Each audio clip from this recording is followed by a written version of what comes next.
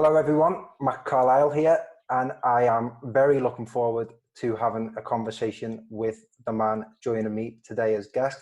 He's enjoyed a fantastic playing career, winning the League Cup with both Villa and Wolves, Dundee United, Notts County, West Brom, Rangers and Cheltenham, amongst other clubs. But most importantly, for me at least, he scored some very important goals in the history of Everton Football Club. So, Andy, thanks very much for the time. I know the world's certainly changed a lot since we last spoke. How's lockdown treating you? It's getting a little bit easier here in Qatar. They're starting to ease restrictions.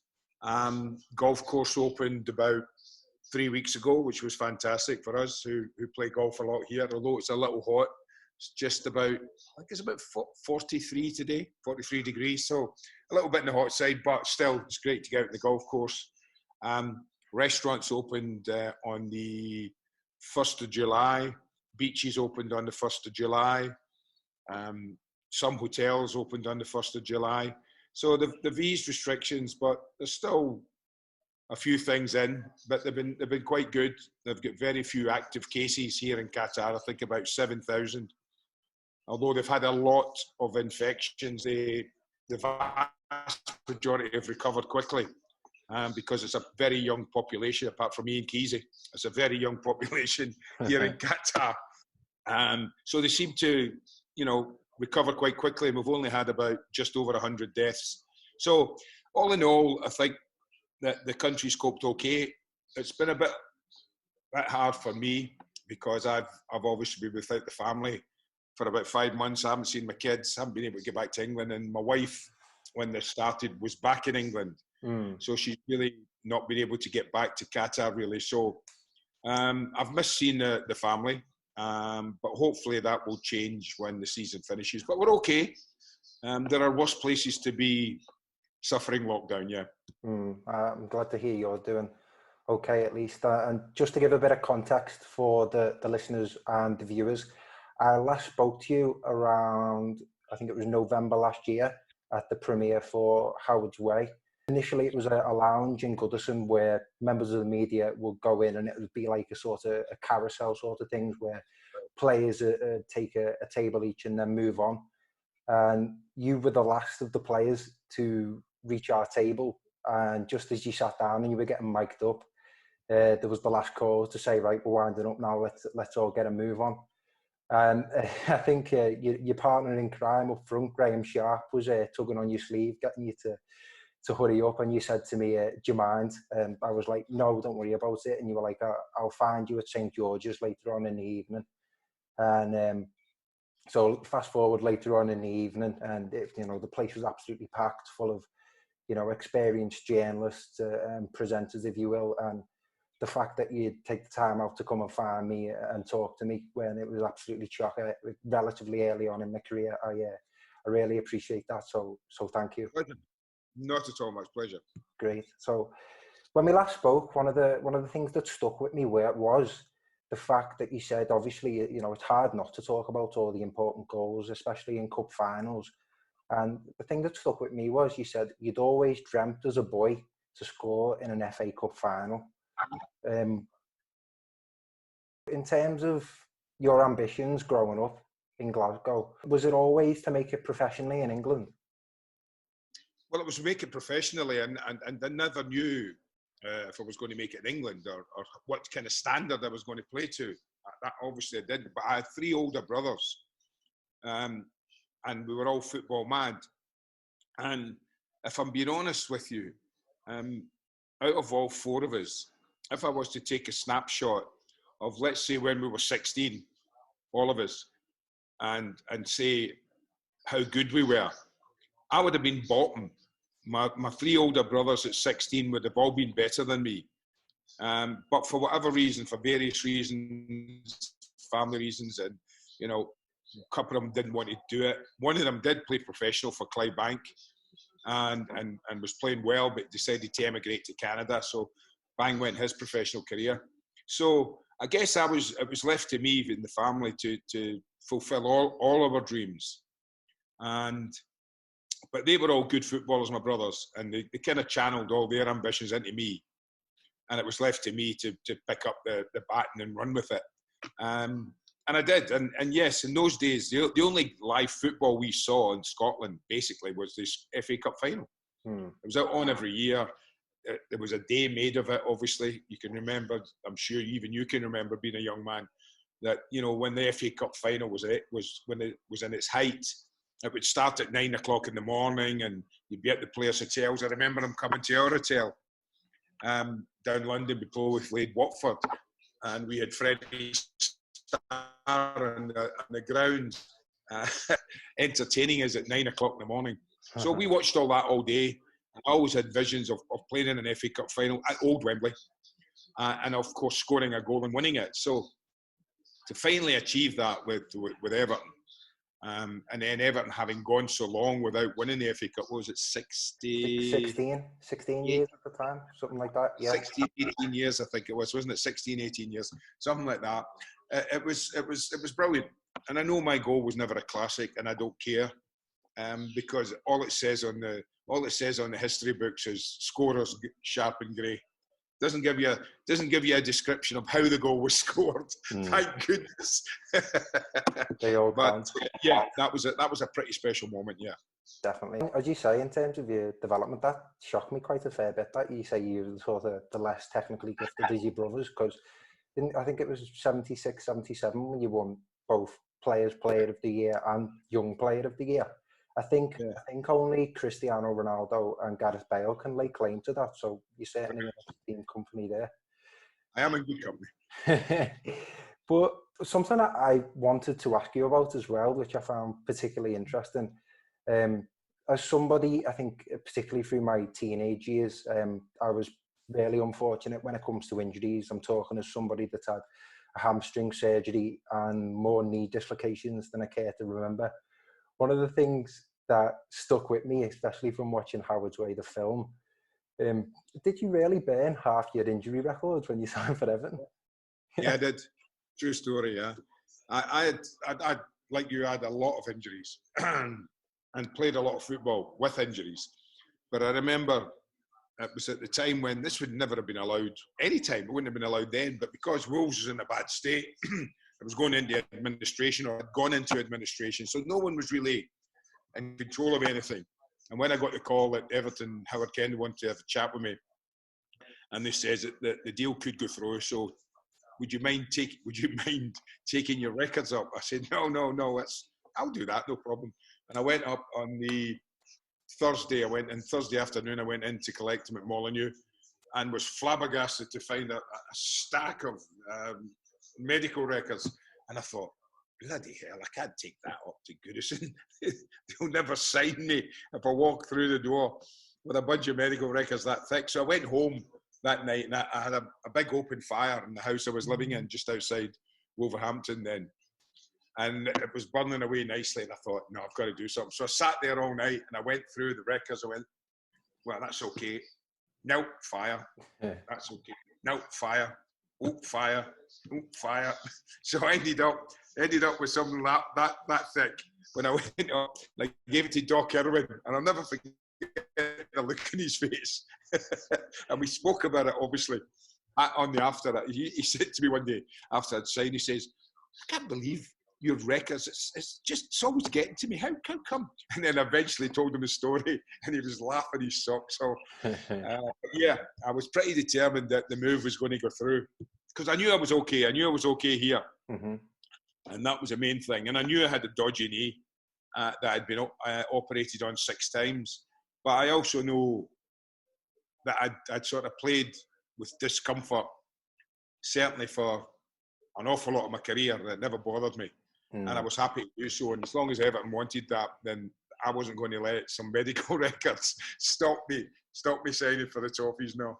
Good man. And I believe that was 83, wasn't it, around the time when you signed for Everton? And you've obviously got a great track record for winning things, but at that time it wasn't all champagne and trips to Wembley. Howard Kendall, the gaffer, certainly seemed to be under a great deal of pressure. be a law of signing for Everton? Because I met Howard, albeit later on in his life, and he still, even at that later age in his life, he seemed to have an air of respectability about him. Well, for me, it was easy. I was at a club that was in administration, was going nowhere but down. I was asked to join a club who, listen, I knew Everton. I knew the history of Everton. I knew the history of the number 9s. Being a centre forward myself, you always know that. You know, there were special clubs who had number 9s, Everton, Newcastle in particular, the two massive clubs who the number 9 was something special through history. And then I met Howard. I'd played against Howard a couple of years previously when he was at his latter years at Birmingham City. I remember playing against Howard when I was a kid as well. But then I met him, and I took to him right away. He was a man's man. He was just retired as a footballer, so he talked players' language. But he also had a deep desire to achieve something. And listen, it was an easy decision for me. He said, I want you to sign. I'd like you to come up. And I thought, well, yeah, I'm done. No problem. We met in the Queen's Head on Queen's Drive, and I remember it. We had lunch, and we agreed the deal. We said, that's it, yeah. And the next morning, I went up on the Friday, signed on the Friday, and for me to play on the Saturday against Nottingham Forest, I think it was, we had to sign a loan deal. So I had to sign loan forms. I couldn't sign the contract. Otherwise, if I'd have signed the contract, I wouldn't have been able to play on the Saturday. So we signed a loan deal, which could have gone, I mean, when you think about it now, I could have signed for a loan deal, got clobbered on the Saturday, you know, I broke my leg or something like that, and Howard would have gone, oh, sorry, thanks very much, Andy, but we won't have you now. I don't need somebody. But that could have happened. But we were both happy to take that risk because I knew Everton, we needed a result somewhere. And I needed to play again and get going, and I wanted to get going quickly. So it was done and dusted on that day. I had the medical. My knee was swollen a bit at the medical. I remember that because I think I'd played, it's strange, I'd played on the Wednesday for Wolves in a League Cup tie against Preston or something like that. I mean, of all the things to do that cost me, obviously, a chance of playing in the League Cup for Everton that year when we went to the final. But my knee was like swollen. The doc said to me, oh, that's a bit of fluid on that, Andy. I said, yeah, it always is, doc. I said, after I've played, I said, I'll be okay. Said, so if we don't sign you today, what will you be doing tomorrow? I said, I'll be playing for Wolves. He went, oh, okay, that's good enough for me. So as it happens, we played Nottingham Forest, and I played with Inchy that day, and he'd been struggling. And I remember saying to him, listen, we'll get you a goal today, definitely. I said, just whenever the ball comes in the penalty area, get yourself near me, get yourself around me, and I guarantee you, sometime in the game, I'll set up something for you. And sure enough, luckily enough, I managed to set up a chance for him. He took it. We won 1-0, and that didn't change things, but it was an important moment because it steadied the ship a little bit. Yeah, nice. And something that is greatly credited for sort of turning the tides around that time was the introduction of yourself and Peter Reid, which I find very interesting because I, for better or worse, I've got an obsession with the psychology of winners in sports, which often makes me feel like I was born in the wrong era to be an Evertonian, to be honest with you. But it's often the case that with new players coming into a club, the players that have been there for longer often help them acclimatise rather than roles reversed. So which players did you feel like once you've arrived at Goodison, did you see their leadership qualities grow? Well, leaders are different. You know, there are leaders that do things certain ways. I mean, there's no doubt that Reedy, I hope I'm not blowing my own trumpet, and I don't like to, but there is no doubt that Peter Reid and my personality and drive and hatred of losing, rather than be winners sometimes, I always think I hated losing. And so did Reedy. And we had an affinity about that, the two of us. And it was a young team. If you look around that team, you know, Neville was a young goalkeeper. Chris Stevens was a young right back. Derek Mountfield, Kevin Ratcliffe. John Bailey was experienced, but Bales, you wouldn't say Bales was a leader, but he came along with you. You know what I mean? He was infectious. You wanted him on your side. You wanted to be around him. You know, then you had people like Trevor Stephen, young. You know, Kevin Richardson, young. Alan Harper, young. Kevin Sheedy, young. Graham Sharp, young. These were all boys in their early 20s. So, you know, when you talk about leaders, the leadership in the end came from Howard and Colin, Mick Heaton. And on the pitch, it came from, I think, genuinely Reedy and I. Mm-hmm. But what the others did, Kevin Ratcliffe became a great leader very quickly as captain and the most successful captain. But others, you know, Gary wasn't a leader, Gary Stevens, neither was Derek. Brace wasn't a leader, but Brace went on the pitch and led by what he did on the football pitch. He wasn't vocal too much, just got on with his job. Trevor was quiet, Kevin was quiet, you know that. Sharpie was a quiet lad. But they all grew, and Graham Sharp, particularly because I played alongside him, he went from scorer of great goals. I always say that, but what was a change in Graham? Was before I got there, I always used to watch clips of Graham Sharp and think, wow, he was smashing them in from 25 yards and 40 yards and ridiculous goals. He was a scorer of great goals. Mm-hmm. He wasn't a great goal scorer. So it was important he became that, and he did.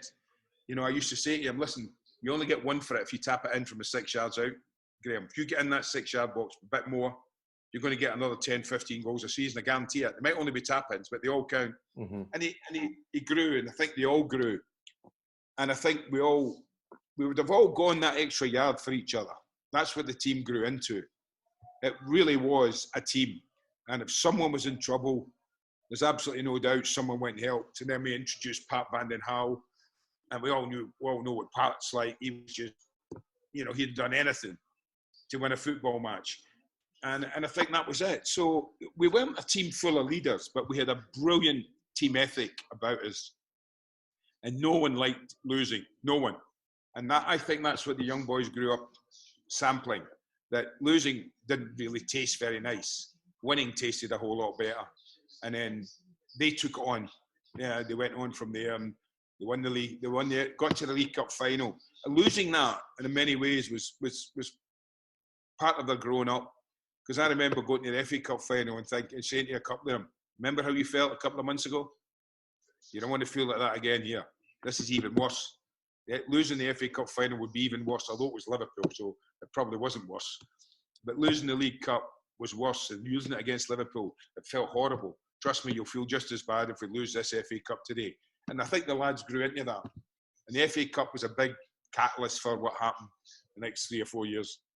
It certainly resonates with me, and I'd agree that seems like a key moment in kicking things on. You talked about Graham there and a bit of his playing style.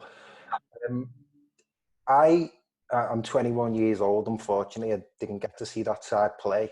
Going back and watching some clips of yourself and other players, yourself in particular, would you say it's a fair assessment to compare your playing style with someone like a Tim Cahill, sort of like heart on the sleeve, and you know, really give their all for the team and a great goal scorer and that, or does someone else come to mind in the modern game? When no, I don't. I think Tim was probably Tim and Graham and people. Tim Cahill was a different. He played in a different position from me. He was more a number 10 than he was a number 9.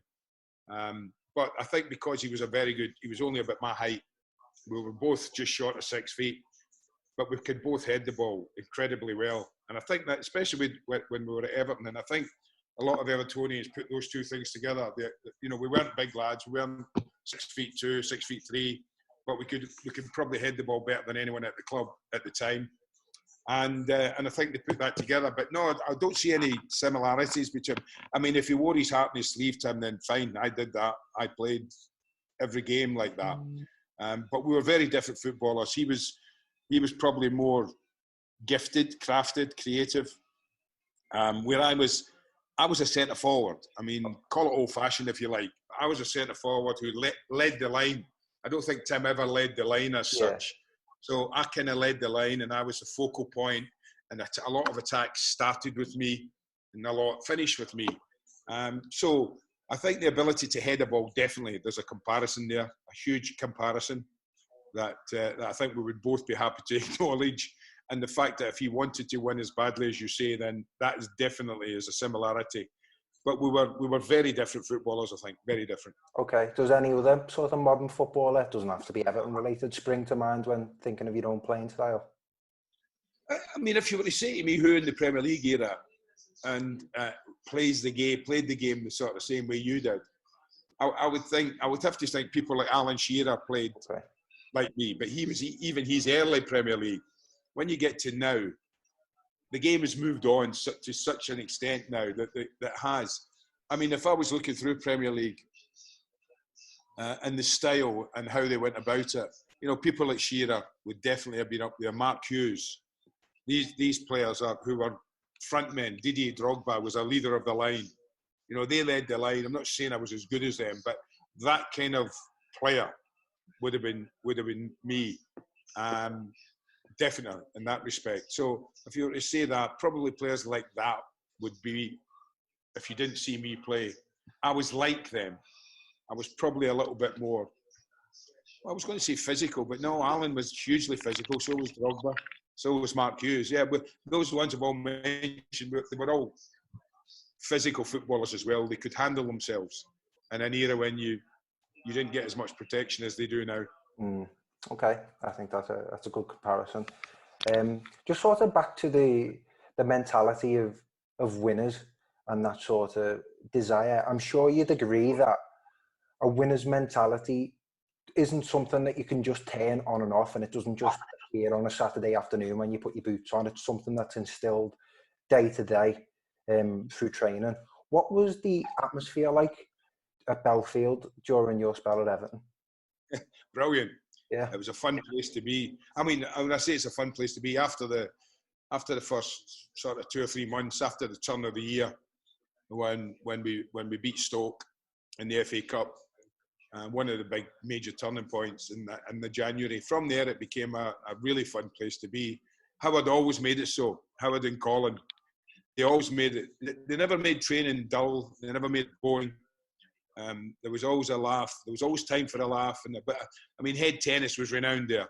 We had a little pitch there where Howard and Colin regarded themselves as the best head tennis players around, and there would always be competition. In the head tennis before training started, the guys would be out there. The dressing room was a lively place, as you might imagine, with the characters that were in there.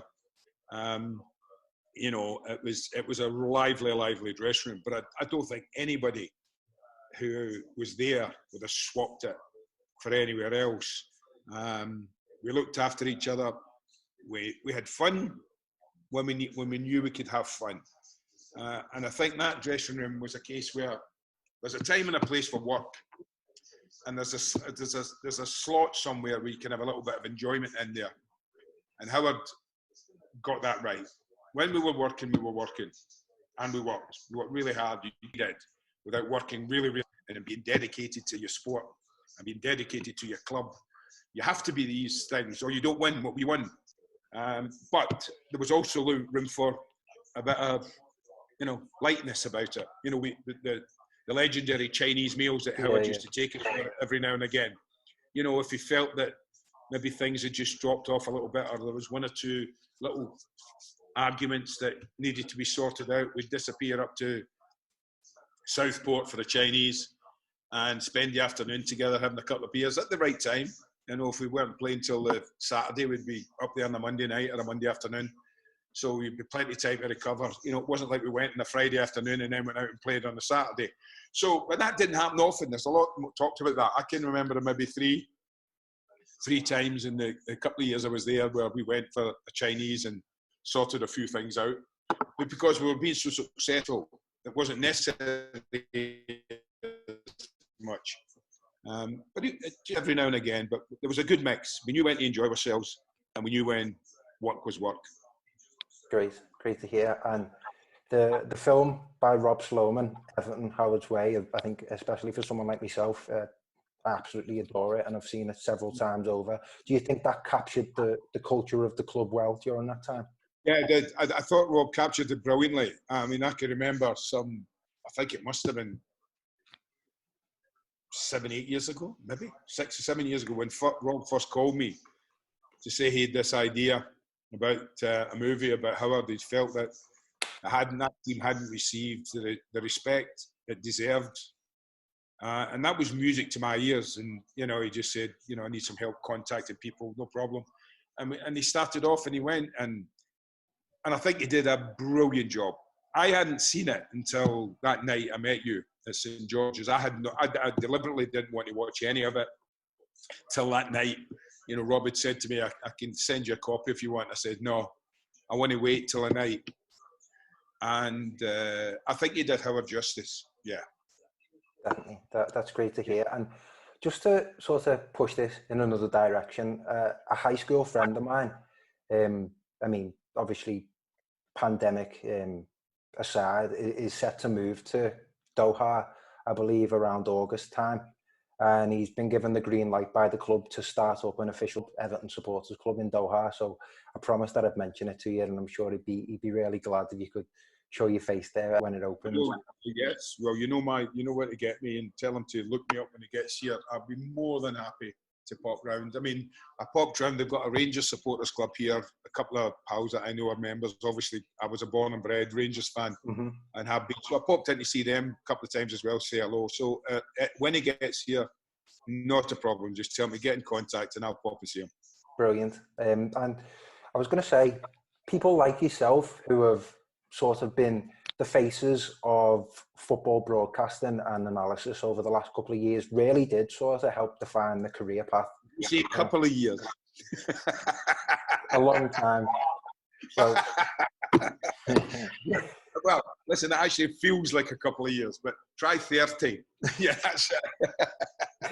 Well, I was going to say, you're obviously in Qatar now with beIN, and it's really impressive to see the sort of football culture that's emerged from Qatar over the last couple of years, obviously with the bid for the World Cup, and now with beIN, the studio guests that you get in, the likes of Wenger and Mourinho, the type of people that you could listen talk about football all day. How have you found them being one of the faces of that sort of revolution of football in that part of the world? Well, it's been great. We kind of had the revolution in England in 1992 when the Premier League started. That totally changed the way we watched football and the way we looked at it. So I'd already sampled that, when we got here, what is it now, over 7 years ago. And, we're given the opportunity to do here what we had done in the UK. It was a fantastic opportunity for Richard and I. And as you say, the quality of guests that come and see us, and it's great because it keeps you fresh. We have this. Sadly, the pandemic's put paid to that, and we don't know when we'll be getting our guests back again. That's the only problem. We can only do them remotely at the moment, which isn't the same. But the quality of guests coming in every weekend just to freshen me up, keep us fresh, it was fantastic. And I've become good friends with a lot of people.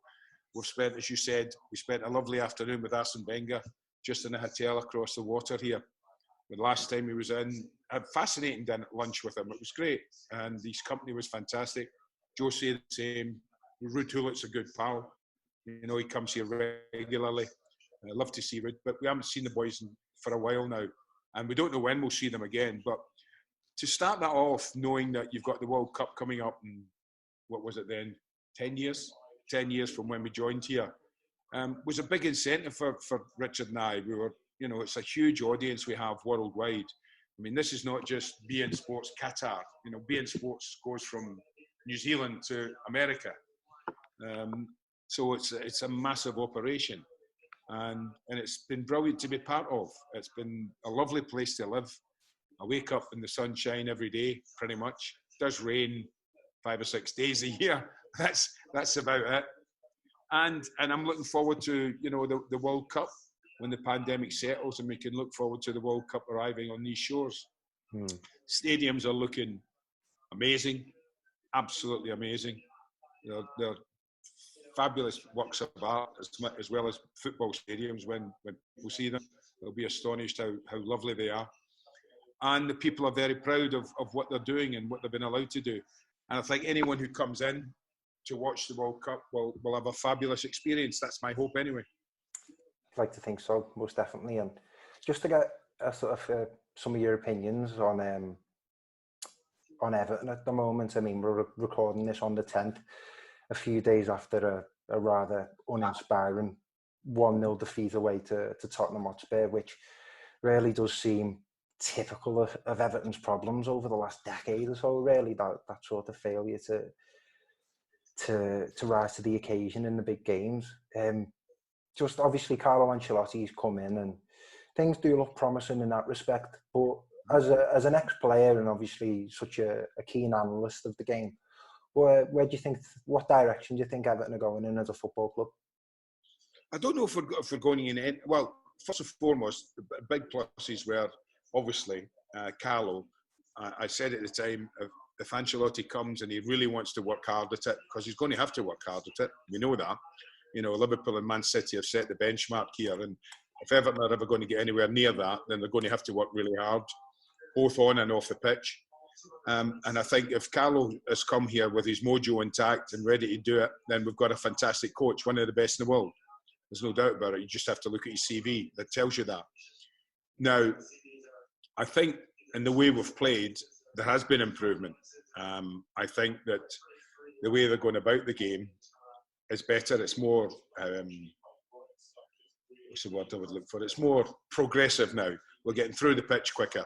We seem to be getting the ball from back to front quicker without just lumping it, but getting it there, getting it in good areas. We're not quite finishing it off. But we're a little, I don't know. I watched us in midweek there against, well, a couple of days ago, as you see, against Spurs. I was really disappointed. I thought that the quality of our midfield that night was really poor, really poor. And we've got some really good players in there, you know, players that have cost an awful lot of money. So I think what we'll do this season is we get over this season, whatever it gives us now. I mean, two of our worst performances since Carlo came in were in London, both at Chelsea and at Tottenham, which I don't know if there's anything in that. Would hate to think so, but they were arguably the two worst performances I've seen from Everton since Ancelotti came in. I was really flat the other day because I expected so much more against a pretty ordinary Tottenham side. And I was really flat that we didn't do that we didn't perform. But I think what we need to give Carlo is certainly this summer. I don't know what the transfer window is going to be like now. No one does with this COVID-19. But I think if he can get in some players he wants to come and fit into what he wants to do, and when I say a couple, I'm talking if we can get in 4, right? Quality players that he knows, that he wants. I know that's not easy, but listen, we've got to aim big. We're told we have money now. We're told we have a lot of money in the club to spend. Let's start spending it. I'm not saying spend 100 million in one player, but I'm saying get 4 real good quality players in that Carlo likes and Carlo wants to work with, and let's start moving forward. Listen, we're never going to get there in one jump. This is going to take time. But what we can do is make big leaps. Instead of going up one step, one rung of the ladder, let's go up 3 or 4 at a time. And then start moving forward. But I won't judge us. I don't think I'm going to judge us too much this season. But I'll be looking at the beginning of the next season and think, right, you've had 6 months, Carlo, to have a look at the players. I think that's important. Who you want to keep, who you don't. Who knows what you want? Who knows how you go about it? So if you want to stay and play for me and work for me, you can stay. If not, you can go. I'll get my own players in and then we'll start. So I think I'll start judging Everton a bit more at the beginning of the next season rather than at the end of this one. Yeah, I mean, in terms of the transfer and incumbents, I think that would be financial fair play impending. But, you know, as you say, you'd like to see some real quality come in and quality that the manager wants to work with. 2 of the real positives during Carlo Ancelotti's time at Everton since he's come is obviously he's reverted to that 4-4-2 formation, which has really seemed to have brought the best out of Richarlison and Dominic Calvert-Lewin. And I was wondering, if you had the choice to be your strike partner, who would you rather partner up front? Of those 2? Mm-hmm. Well, yeah, it's a difficult one. They're very different in how they go about the game. I mean, I suppose for the right mix, I'd look at Richarlison as a more crafted player, as more number 10 than a 9, maybe a 9.5. who would be the one who would link up things, who would go and do things, whereas Dominic would be more like myself at the top end, right up the front end, leading the line, as I call it, as we've said again. He's a more traditional centre-forward, Dominic, than Richarlison. And Richarlison would be a bit like Brian Little was for me at Villa, who was a very different player. John Richards at Wolves. Graham and I sort of broke the mould. We were very similar types of players, and that we both wanted to play at the top end, but we were clever enough to work it out. So I think I could play with both. I think Dominic's pace would be an asset to my no pace. But I think for somebody to create things for me, then probably Richarlison would be the better foil for me. Okay, fair shout. I mean, I think that would be a partnership that Evertonians would certainly get excited by. Andy, listen, I really appreciate the time, and I'm thankful that I've got the chance to talk with you again. And just for the people listening and the people watching, I believe that you're on the podcast scene yourself now. No, we're not at the moment. We dipped a toe in the water, not quite. We're just putting a few things together. We are thinking of, Richard and I are thinking of joining the podcast world, but we might leave it till the beginning of next season before we come out in full blast. We did put a podcast out, I think, a couple of weeks ago, just to see how it would be received and how it looked and how we felt it went.